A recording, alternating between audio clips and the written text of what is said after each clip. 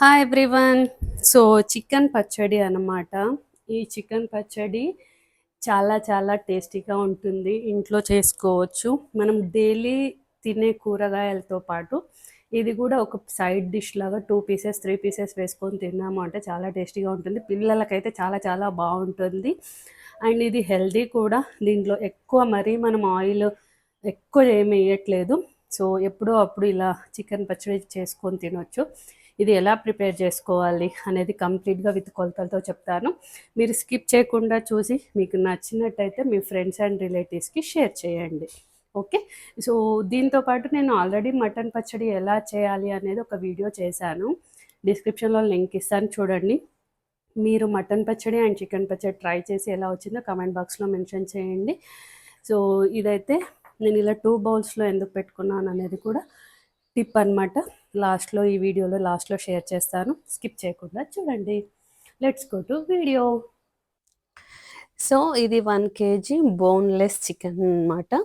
నేను బోన్లెస్ చికెనే తీసుకోవడం ఎందుకంటే పిల్లలకి బోన్స్ ఉంటే అంత ఇంట్రెస్ట్గా తినరు కాబట్టి బోన్లెస్ చికెన్ తీసుకున్నాను. ఫ్రెష్గా కడిగి మొత్తం కంప్లీట్గా వాటర్ పోయే వరకు మనం ఆరబెట్టుకోవాలన్నమాట.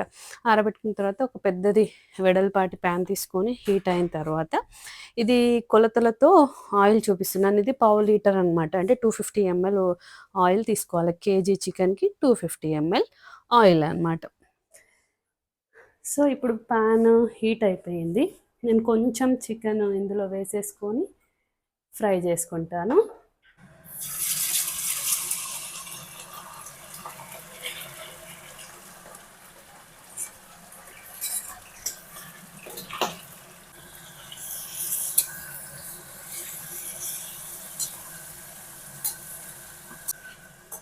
సో ఫస్ట్ వేయగానే హీట్ ఎక్కువ ఉంటుంది కాబట్టి చుట్టూ ప్యాన్కు ఇట్లా అంటుకునే అవకాశం ఉంది. సో కొంచెం జాగ్రత్తగా చేసుకోవాలి. ఇప్పుడు ఇంచుమించు ఒక 10 minutes వెయిట్ చేయాలి ఇదంతా ఫ్రై కావడానికి. కొంచెం బ్రౌన్ కలర్ రావాలన్నమాట. స్టవ్ హై ఫ్లేమ్లోనే పెట్టుకోవాలి. హై ఫ్లేమ్లోనే పెట్టుకొని మధ్య మధ్యలో ఇలా కలుపుతూ రివర్స్ చేస్తూ చేయాలి. సో ఇప్పుడు కొంచెం ఫ్రై అయ్యింది, ఒకసారి మనం కలుపుదాము. చూడండి ఇలా ఉంది. ఇంకా మనకి ఇంకొక 5 to 8 minutes ఇది బ్రౌన్ రావడానికి టైం పడుతుంది. సో అది ఫ్రై అయ్యేలోపు ఒక ప్లేట్ ఇలా తీసుకొని ఇందులో మనం కారం ఉప్పు అన్నీ రెడీగా పెట్టుకుందాము. నేను క్వాంటిటీ చెప్తాను. ఇప్పుడు చికెన్ వచ్చేసి కేజీ కదా, 1 స్పూన్ కారం తీసుకుంటున్నాను. అయితే ఇది చాలా కారం ఘాటున్న కారం కాబట్టి 1 స్పూన్ తీసుకున్నాను. నార్మల్గా అయితే కేజీకి 2 స్పూన్స్ పడుతుంది ఇలాంటి స్పూన్స్తో. సో ఇది చాలా ఘాటు. మేమే మిరపకాయలు తెచ్చి పట్టించుకొని ఎండబెట్టి చేసిన కారము. సో కాబట్టి చాలా ఘాటు ఉంది కాబట్టి నేను 1 స్పూన్ ఇస్తున్నాను. నార్మల్గా 2 స్పూన్స్ తీసుకోవాలి. 2 స్పూన్స్ అయితే పర్ఫెక్ట్గా సరిపోతుంది నార్మల్ కారం అయితే. నెక్స్ట్ వచ్చేసి సాల్ట్ సగానికి కొంచెం ఎక్కువ. ఓకే. నెక్స్ట్ వచ్చేసి ధనియాల పొడి. ఇవన్నీ మనం రెడీగా పెట్టుకుంటే ఆ చికెన్ వేగేలోపు అయిపోతుంది. ధనియాల పొడి ఆల్మోస్ట్ 1 స్పూన్ అనమాట. నేను ఒకటే స్పూన్తో కొలతలు చూపిస్తున్నాను మీకు. గరం మసాలా ఇది మస్ట్ అండ్ షుడ్. ఇది మాత్రం ఇది చిన్న స్పూన్ అనమాట. దీంతో నిండుగా 1 స్పూన్ తీసుకుంటున్నాను. ఇది ఎక్కువ వేస్తే మళ్ళీ ఘాట్ అయిపోతుంది. నెక్స్ట్ వచ్చేసి పసుపు. ఇది కూడా చిన్న స్పూన్తో 1 స్పూన్. ఓకే. సో ఇక్కడ జీలకర్ర మెంతుల పొడి కూడా నేను కలుపుతాను. సో జీలకర్ర మెంతుల పొడి కూడా 1 స్పూన్ తీసుకున్నాను. సో ఇప్పుడు మనము చికెన్ వేగింది చూద్దాం కదండి. సో చికెన్ ఆల్మోస్ట్ వేగిపోయింది. చూడండి ఇలా రావాలి. ఇంత బ్రౌన్, మరీ ఎక్కువ బ్రౌన్ వస్తే కూడా చాలా గట్టిగా అయిపోతాయి పీసెస్. ఇలా ఒక ప్లేట్లోకి తీసుకుంటున్నాను.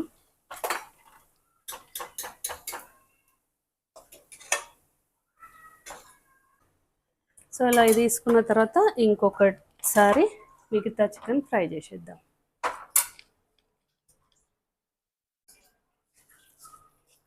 ఇది వాటర్ ఉంటుంది కాబట్టి ఫస్ట్ వేయగానే ఇప్పుడు మీకు ఇది అర్థమైంది కదా, ఇలా నేను పట్టుకొని చూపిస్తున్నాను చూడండి.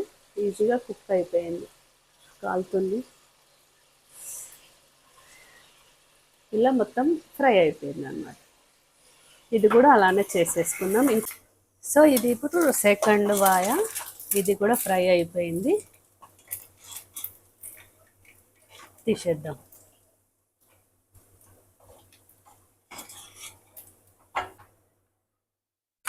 ఇప్పుడు ఇంకొకసారి వేసుకుందాం. ఆయిల్ ఏమీ తీసుకోలేదు చూడండి, నేను ఎంత ఆయిల్ వేసానో అంత ఆయిల్ అలానే ఉంది. ఇప్పుడు నెక్స్ట్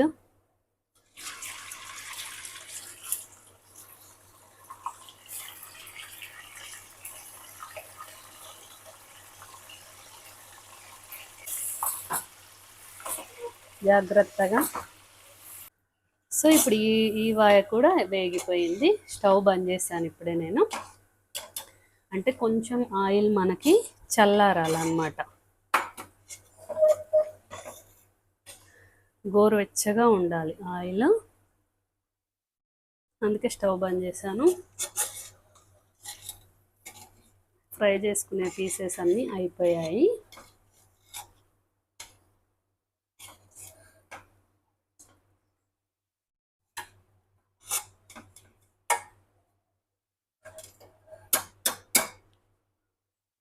సో ఇప్పుడు ఏం చేయాలంటే, ఇప్పుడు ఆయిల్ ఇదే ఆయిల్లో, ఇంతే ఆయిల్ ఇదే ప్యాన్లో కొంచెం గోరువెచ్చగా ఉన్నప్పుడు ఆయిల్ నేను అల్లం వెల్లుల్లి పేస్ట్ వేస్తున్నాను. ఇది ఫ్రెష్గా ఇప్పుడే పట్టుకున్నాను అనమాట, అల్లం వెల్లుల్లి. సో ఇప్పుడు నేను ఇది ఏదైతే బౌల్ ఉందో ఇందులో హాఫ్ వేస్తాను అనమాట. ఓకే, ఇది అల్లం వెల్లుల్లి పేస్ట్తోని చాలా టేస్ట్ ఉంటుంది. మొత్తం ఆయిల్ చల్లగైనాక వేస్తే బాగుండదు. నేను టెస్ట్ చేస్తున్నాను. ఆయిల్ గోరువెచ్చగా అయిపోయింది, వేసేస్తున్నాను. మరి వేడిగా ఉండకూడదు, మరి చల్లగా కూడా అవ్వద్దు.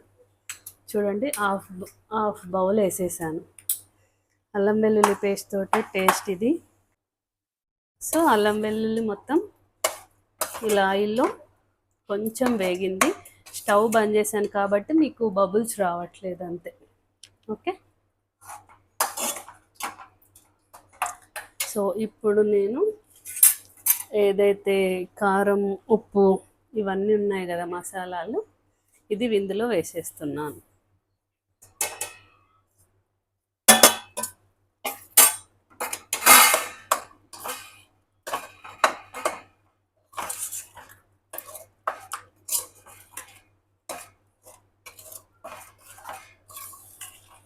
చూడండి, ఇలా మనకి గ్రేవీ అనేది ఇలా ఉండాలి.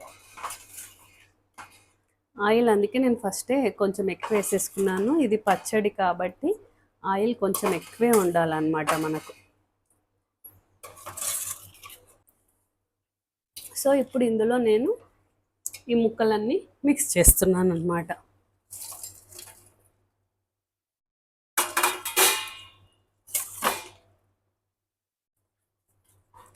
మీరు ఇది నెక్స్ట్ డే తినాలి, టేస్ట్ బాగుంటుంది. ఇప్పుడైనా బాగుంటుంది కానీ నెక్స్ట్ డేకి ఉప్పు కారం అన్నీ ముక్కలకి కారం ఉప్పు పట్టేస్తుంది కాబట్టి అప్పుడు టేస్ట్ ఇంకా బాగుంటుంది. ఇది ఇంచుమించు నెల రోజులు 2 నెలలు కూడా 2 months కూడా నిల్వ ఉంటుంది. నేను ఏం చేస్తాను అంటే ఇందులో హాఫ్ క్వాంటిటీ ఒక బౌల్లో తీసుకొని బయట పెట్టుకుంటాను, హాఫ్ క్వాంటిటీ ఫ్రిడ్జ్లో పెట్టుకుంటాను.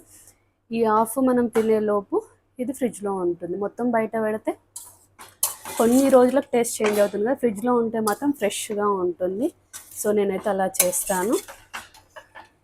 ఇది ఇప్పుడు దీంట్లో నేను ఏం చేస్తాను అంటే నిమ్మరసం. ఈ నిమ్మరసం నేను గ్లాస్లో ఎందుకు తీసుకున్నానంటే ఆయిల్ దీంతోనే తీసుకున్నాను, మీకు కొలత చూపించడం కోసం.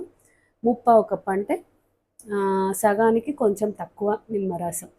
అయితే కొన్ని నిమ్మకాయలు పెద్దగా ఉంటాయి, కొన్ని నిమ్మకాయలు చిన్నగా ఉంటాయి, కొన్ని నిమ్మకాయలలో రసం ఉండదు. కాబట్టి నేను ఈ గ్లాస్లో కొలత చూపిస్తున్నాను. నేను ఇంచుమించు 3 పెద్ద సైజు నిమ్మకాయలు తీసుకున్నాను.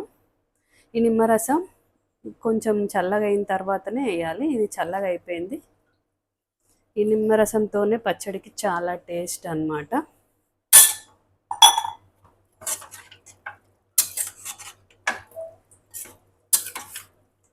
సో ఇంతే అండి, చూడండి పచ్చడి చూస్తే మీకే అర్థమవుతుంది కదా, చాలా చాలా టేస్టీగా ఉంటుంది. తెలంగాణ స్పెషల్ ఇది. సో మీకు ఒకవేళ ఈ చట్నీ నచ్చినట్టయితే, పచ్చడి నచ్చినట్టయితే మీరు ఒకసారి ట్రై చేయండి. నేను ఆల్రెడీ మటన్ పచ్చడి చేసి వీడియో ఆల్రెడీ పోస్ట్ చేశాను, డిస్క్రిప్షన్లో లింక్ ఇస్తాను, ఒకసారి చూడండి. అది ఇది ట్రై చేయండి, మీకు నచ్చుతుంది తప్పకుండా. సో ఇప్పుడు ఒక ఆల్మోస్ట్ 30 మినిట్స్ అయ్యింది. చూడండి ఆయిల్ ఎలా బయటికి వచ్చిందో.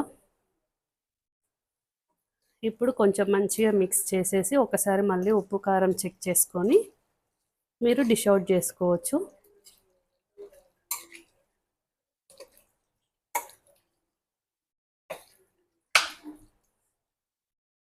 సో ఇలా నేను 2 బౌల్స్ తీసుకుంటున్నాను, చెప్పాను కదా, ఇదేమో ఫ్రిడ్జ్లో స్టోర్ చేసేసుకుంటాను. ఇది వచ్చేసి డైలీ పెట్టుకొని తినడానికి.